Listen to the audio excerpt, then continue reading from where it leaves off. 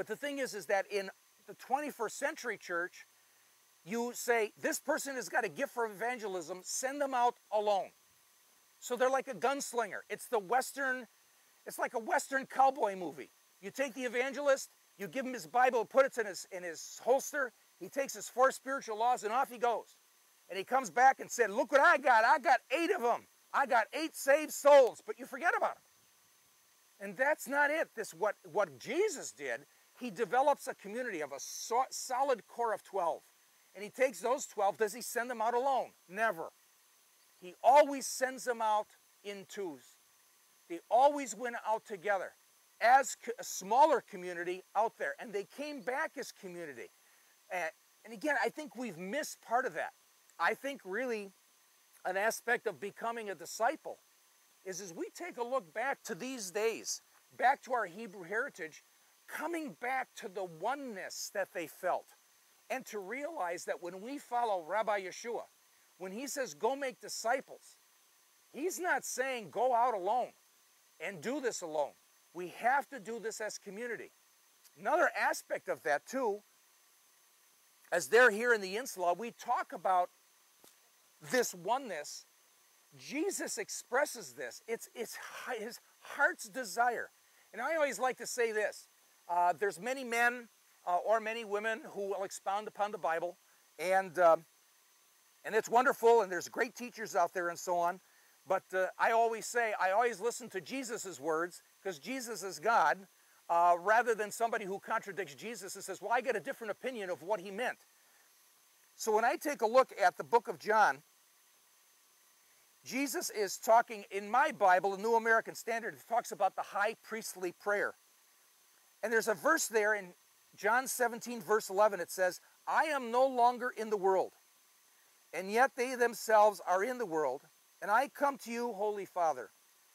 Keep them in your name, the name which you have given me, that they may be one, even as we are. And in that oneness, Jesus also says, you as disciples as one, here's what I want you to do, and we'll talk more about this. I want you to go, not alone, together as a community. For instance, us being here in the Galilee now and doing these videos, I feel a great sense of binding, a great sense of connectedness with all of you that have taken Hebrew Heritage 1, Hebrew Heritage 3, and Hebrew Heritage 4 last year. The ministry, we were trying to estimate over 300 people have taken classes or participated in things. And it's because of you, we're here. We're one with you. And you're from various churches, various denominations, various points of view, but you're one because you said, no, we believe in this. We believe that the church needs to come back to its Hebrew heritage. And I'm not alone here. I'm with my wife, who's the camera girl, and I'm with Pastor Rod. And the thing is that as we're here working together, and it's work in putting it together, we're delighted because we're not alone. I couldn't do this alone. None of us could do this alone. So indeed, that's that aspect of discipleship. So the summary, coming here, the disciples knew oneness. They lived in an insula.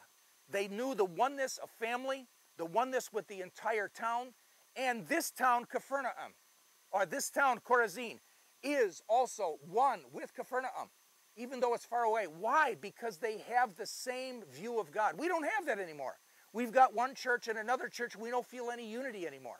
That unity that they had, especially among deeply devoted religious Jewish people, we just don't sense that. But somehow, I believe, through the Hebrew heritage and teaching the Hebrew heritage, we are becoming one. Let me give you just a slight introduction of where we're headed to in the next lesson. And our camera girl is going to pan over to the synagogue.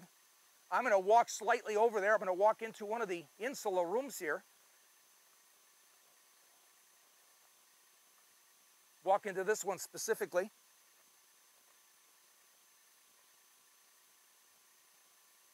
And you can see an adjutting wall over here right behind me.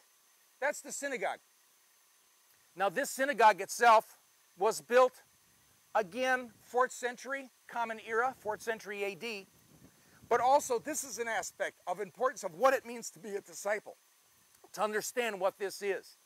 So what I want to say to you, come.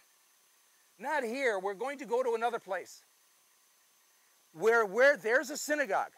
The ruins of the synagogue, that synagogue for sure was open in Jesus' day. I'm going to take a look at that aspect because it's also related to becoming a disciple. So my prayer for all of us is that we can come back to this idea of oneness, of unity, of being together, realizing that we cannot do this alone. So if you have to have a gift of evangelism, you better find another evangelist. If you have a gift of teaching, you better find another teacher. If we're Christians, we need to do this as community.